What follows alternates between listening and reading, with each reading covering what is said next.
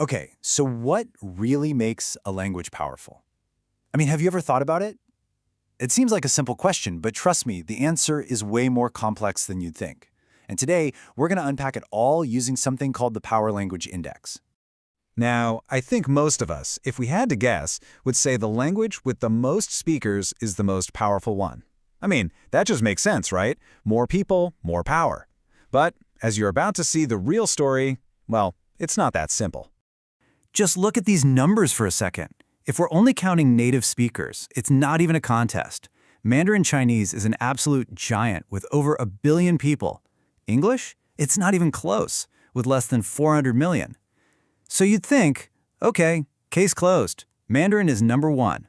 But not so fast. Yeah, it turns out that just counting heads is only one tiny piece of this massive puzzle. To get the full picture of what true global influence looks like, you have to dig a lot deeper. And here's the key idea, the real heart of it all. A language's power isn't just about how many people were born speaking it. It's about opportunity. It's about what that language unlocks for you. You know, what doors does it open in business, or when you're traveling, or in science and media? So, how do you even measure something like opportunity? Well, luckily for us, there's a really smart tool designed to do just that. Let's dive into how we can actually decode language power using the Power Language Index. So, this is the Power Language Index, or PLI for short. It was created by a linguist named Dr. Kai L. Chan, and its whole purpose is to put a number on the amount of opportunity a language gives you across all these different really important parts of life. And this is how it works. It's not just one thing, it's a mix of 5 key areas. First, geography, basically how spread out is the language. Second, economy, what's the economic muscle of the countries that speak it? Then there's communication, and this is crucial. It includes both native and second language speakers.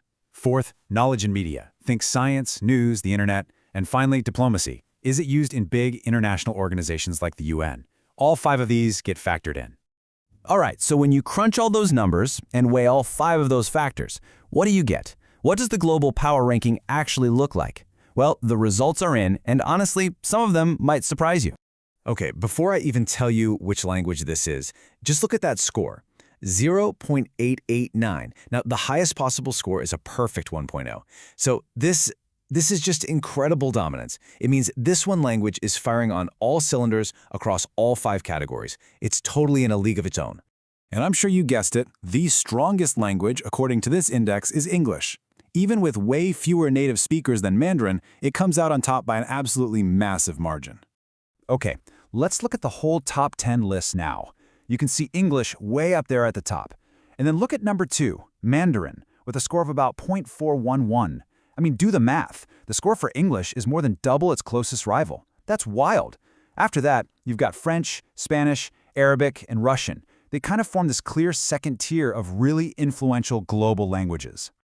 This bar chart really just drives the point home, doesn't it? It shows you it's not just a simple ranking, it's about scale. The gap between English and literally everyone else is just enormous.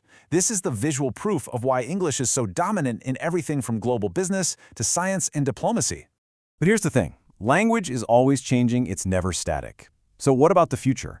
Well, the PLI model actually gives us a peek into the future, with projections all the way out to 2050 based on how things are expected to shift. So, as it stands today, French is just barely ahead of Spanish for that number 3 spot.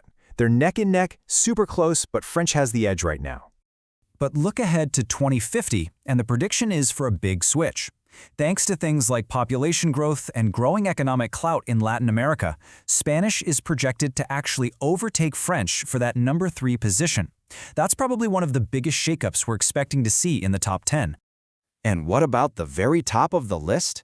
Well, it looks like the giants are staying put. Even with all the changes happening in the world, the forecast shows English and Mandarin are going to stay locked in at number 1 and number 2, right through 2050. Okay, so let's zoom out. What's the big picture? Why does this index even matter? Why is this a useful way to understand our world? Let's break down the key takeaways. All right, a quick summary of what we've covered. First, and this is the big one, influence is all about opportunity, not just how many people speak a language.